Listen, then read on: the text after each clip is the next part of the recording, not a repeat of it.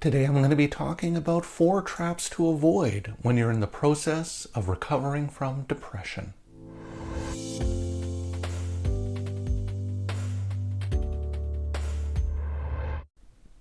Hi everyone. In today's video we're going to be talking about recovering from depression and the process and some of the pitfalls that can occur when a person is experiencing symptoms of depression. But before I get into that, just a couple of disclaimers to go over. I'm a registered psychologist in the province of British Columbia, Canada, and this video is for informational purposes only. It is not intended as a substitute or replacement for advice from your doctor or mental health professional. Now, with those things out of the way, let's start talking about recovering from depression and some of the pitfalls that can occur when a person is working their way out of a depressive episode. Now, recovering from depression, the key thing to understand is that it is not a linear process. A lot of times I'll get clients tell me that what they want to see is every day they're getting just a little bit better. So it's almost like it's this linear process where one day my mood is down, and then each day I'm experiencing gradual increases, and my mood goes up in kind of a straight line fashion. Now, the problem is this is kind of a myth because people don't experience recovering from depression this way. It's more associated with kind of ups and downs along the way. I like to think of it kind of like a stock market ticker where you have some days where it's better, some days where it's worse, but the general trend is upwards. Now, there can be some problems or some pitfalls that can be associated with these various ups and downs when you're recovering from depression. Again, it's not going to be a straight line. You're going to have some days that are better, some days that are worse. And so the 4 pitfalls, 2 of which are associated with drops in mood, and 2 that are associated when a person's mood is actually improving. So the first pitfall relates to catastrophizing when you experience a drop in your mood. Now the thing is, everybody, people without depression, people with depression, everybody experiences fluctuations in mood on a day-to-day basis. And we typically don't make much of these fluctuations. The thing is, recovering from depression is different. For one, when you're recovering from depression, your mood is more likely to be up and down than usual. You're more likely to experience fluctuations in mood than compared to people who aren't recovering from depression. But the second thing is, when a person's recovering from depression, they can be more alarmed and scared of these usual changes, these usual ups and downs in mood. What can happen is a person can interpret the mood drip, the person can interpret a drop in mood as, oh no, the depression's coming back again, or it's getting worse again.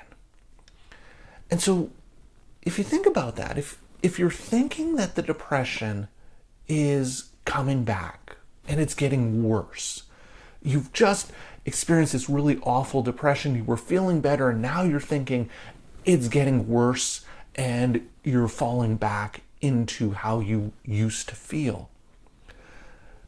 Think about the impact that would have on your mood. Well, thinking that way would likely lead to your mood worsening, which then reinforces the thought that, oh no, the depression's coming back really badly, which then makes things worse. And so what this does is it creates this negative spiral that drives your mood down. So if you notice this, if you notice that you're starting to catastrophize when you're experiencing a drop in mood, what do you do about it? Well, the first thing is to meet these mood setbacks with a sense of acceptance. Not that you should struggle or fight the feelings or wishing that the drop in mood wouldn't happen or that it would go away. Remember, this is natural. It's not a straight line. You're going to have these ups and downs. So the way you want to think about those drops in mood is with more of an accepting attitude, sort of like, this is all right, this is okay, setbacks are normal, instead of, I mustn't feel this way, there's something wrong, I need to stop this. So that acceptance part is critical. And so you accept that the mood setback is going to occur, but then the second step is to try and re-engage in activities as much as possible. And so what I mean by that is by reducing your goals and expectations temporarily, but continuing to set goals. So acceptance, people often misinterpret what acceptance is. They think, well, acceptance is just give up and don't bother trying anymore. No, acceptance of mood setbacks doesn't mean that you stop setting goals. It just means that you recognize that maybe your motivation, your energy has dropped, and so you need to readjust those goals. So the goals that you were setting for yourself maybe 2-3 weeks ago, those may be too ambitious or too extreme at this point. And so maybe you just need to set your goals a little bit lower as a way of getting out of this mood dip. So the way to overcome this first pitfall of catastrophizing is to meet those mood setbacks with acceptance that they're going to happen, but then to engage in activity to ensure that you're meeting those mood setbacks with some behavioral goals, doing something to help yourself recover from depression. So the goal setting and re-engaging in goal setting becomes really important when you have these drops in mood. So the second pitfall when you experience a drop in mood is that there's this temptation to try and come up with theories upon theories to understand what's happening, what caused the setback in my mood. Now, in general, having theories about things, having theories about the cause of problems can be really helpful in sort of understanding and overcoming it. So it's natural, this temptation to want to come up with theories upon theories as to what's causing the return of the depression makes sense. But the problem is reviewing theories or potential causes of the depression dip or the mood dip, reviewing these theories over and over again, the danger is that process actually is likely to make things worse because it keeps a focus on the drop in mood and where it may have come from. But if you're focusing on that, what you're not then doing is focusing on a solution. So the focus of your efforts and your energy is on the past and things that might have happened that may have contributed to your drop in mood, things that you don't have any control over. And so this can lead to a sense of hopelessness and helplessness, and this can make the mood worse. Another danger associated with this trying to come up with theories upon theories is that it can also potentially lead to self-blame and getting down on yourself for maybe a perception that you caused the setback. The thing is, sometimes nothing causes these setbacks. We just have some fluctuations in mood, and trying to come up with theories upon theories as to what caused the fluctuation with mood just makes me feel worse or hopeless or helpless to do anything. So the solution to this pitfall is that during a setback in mood, don't focus on the past or what might have caused the setback. Resist that urge to try and come up with a theory to understand what's happened. But the focus should be more on what you're going to do to move forward in a positive direction. And again, that goes back to goal setting. Maybe again, you have to drop your goals, but continue to set goals in order to help you move yourself forward. Now, the third pitfall, this is the first pitfall that relates to problems that can happen when your mood is improving. So a number of years ago, I worked at a pain clinic, and I was working with this client who had this really severe low back pain, and he was getting better, and he was feeling a lot better, but he went to speak with the kinesiologist in the program one day, and he was telling her that his back pain would really flare up when he would do this weird kind of camel kick motion where he kind of lean forward, then kick his leg back and around. And whenever he did that, it would cause his pain in his lower back to really flare up.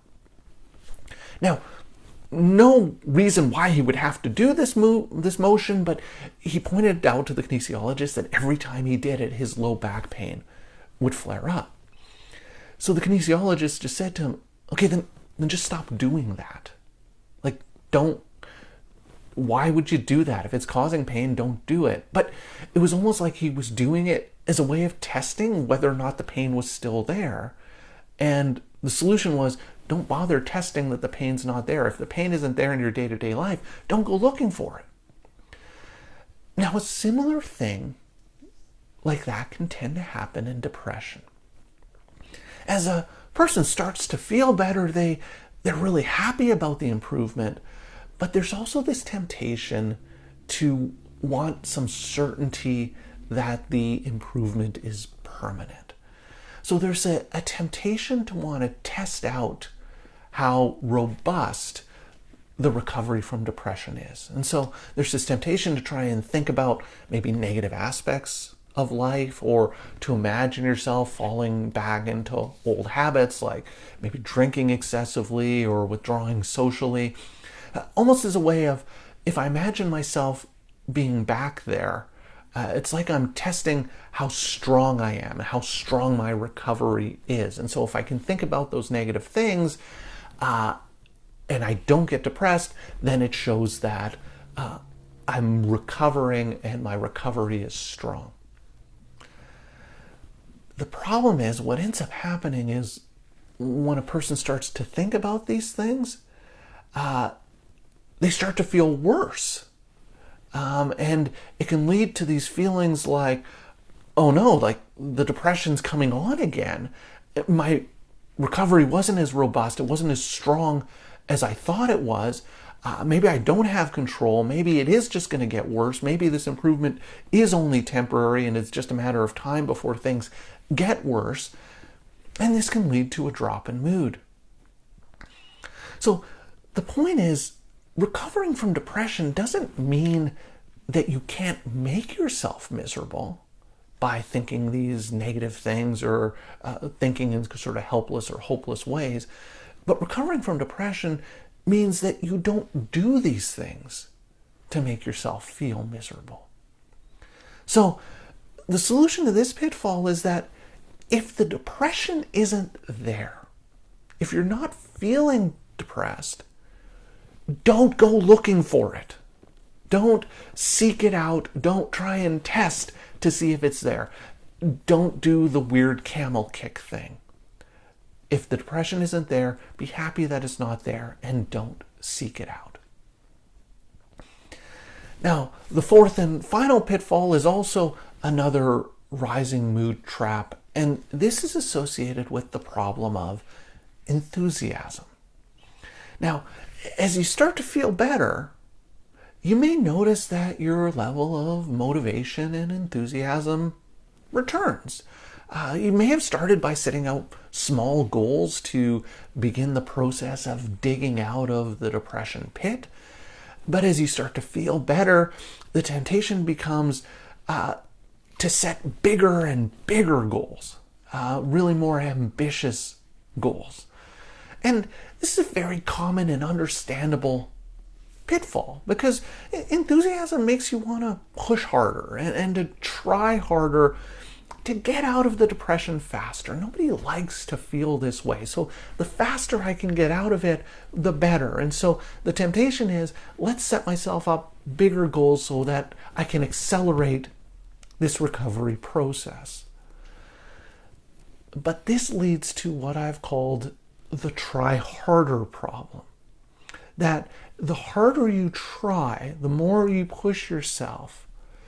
If you're pushing yourself to set goals that are out of your level of motivation and energy, you're going to experience failures. And those failures are going to drive your mood down.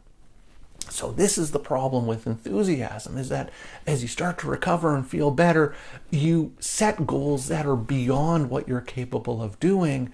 And if you're setting those goals, you're likely to fail and then start to get down on yourself again.